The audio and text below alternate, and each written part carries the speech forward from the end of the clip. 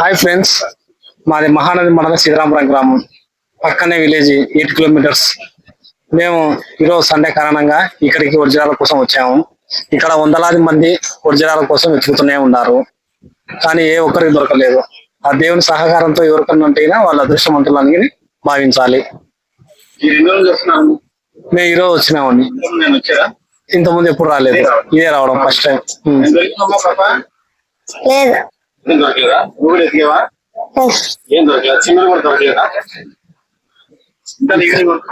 Evening వరకుంటా. ఇక్కడ ఒక మంచికి ముత్యాలని చెప్పి 2 దొరికాయి. అవి రెండు ముత్యాలన్నీ దొరికినాయి. అతడు నిజమే ముత్యాలని చెప్పి చెక్ చేపించుకున్నాడంట. అతడు ఇక్కడనే ముందర ఉన్నాడు, ఇక్కడే ఉన్నాడు. అతనికి ముత్యాలు దొరికినాయి అంటున్నాడు. ముత్యాలు